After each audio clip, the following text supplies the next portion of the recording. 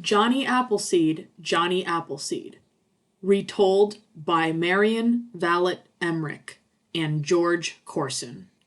Of all the tales that Pennsylvanians tell, they may like best the story of a strange fellow who rode into Pittsburgh on the lazy board of a Conestoga wagon back in 1794.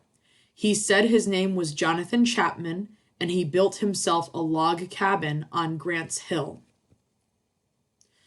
There are some people who say he told it around Pittsburgh that he had been born in Boston in the year of the Battle of Bunker Hill, and that the first thing his baby eyes ever saw was a branch of apple blossoms outside the window of his home.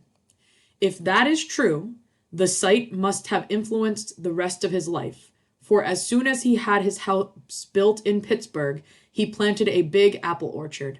There, on the hill now known as Pittsburgh's Hump, the bees in Jonathan Chapman's hives made honey from the apple blossoms, and Jonathan gave it away to his neighbors because, he said, the bees didn't charge him anything for it. In the 12 years he lived in Pittsburgh, an idea kept growing in Jonathan Chapman's brain until it got a powerful hold on him. He would take a load of apple seeds westward to the pioneers on the frontier so that they might have flowering, fruitful orchards like his own.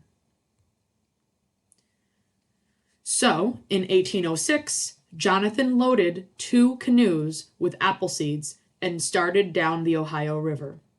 When he got to the Muskingum, he followed that to White Woman Creek, and he finally ended up along Licking Creek, where his load of seeds ran out. Behind him, farmers were rejoicing in their seedlings, soon to be waving orchards, and they talked about the man who had brought them.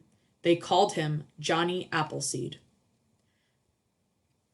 Johnny went back to the Pennsylvania cider mills to get more seeds. They're still talking about him around Shadeland and Blooming Valley and Cool Spring.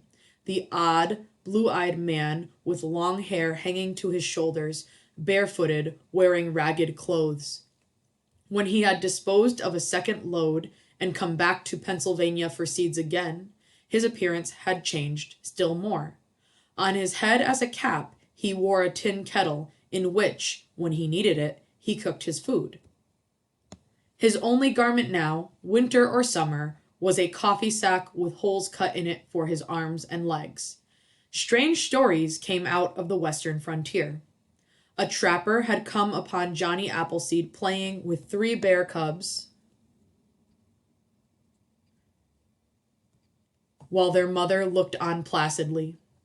Johnny Appleseed entertained frontier families by showing them how he could stick pins and needles through his flesh without hurting himself.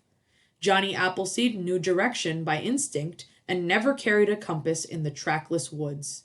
He did not feel the cold and would walk barefoot in below-zero weather without freezing his toes. Wherever barefoot Johnny walked, he brought apple seeds. Soon, hundreds of Ohio acres were abloom with pink blossoms, and Pennsylvania seeds had reached the banks of the Wabash. Everywhere Johnny Appleseed was welcomed by the grateful farmers. When he sat down at the table with them, he would not eat until he was sure that there was plenty of food for the children. After he had eaten, he would stretch himself out on the floor, take out the Bible he carried inside the coffee sack, and read aloud what he called News Fresh from Heaven, the Sermon on the Mount. His voice, one good housewife said, was loud as the roar of wind and waves, then soft and soothing as the balmy airs that quivered the morning glory leaves about his gray beard. One day he trudged along for 20 miles to reach the home of a friend near Fort Wayne, Indiana. He sat down on the doorstep to eat his evening meal of bread and milk. He read aloud from the Bible for a while. Then he went to sleep stretched out on the floor, and he did not wake up. When the news reached Washington, old Sam Houston, Texas Sam Houston, made a speech about Johnny Appleseed in the American Congress. He said, "This old man was one of the most useful citizens of the world in his humble way. Farewell, dear old eccentric heart. Your labor has been a labor of love, and generations yet unborn will rise up and call you blessed. Farmers who own apple orchards along Johnny Appleseed's path, which stretched over a territory of 100,000 square miles, have been blessing him ever since. And all the folks in western Pennsylvania do too, for they know that when spring comes to the land now known as the Midwest, hundreds of thousands of Ohio and Indiana acres will be pink and white with Pennsylvania apple blossoms.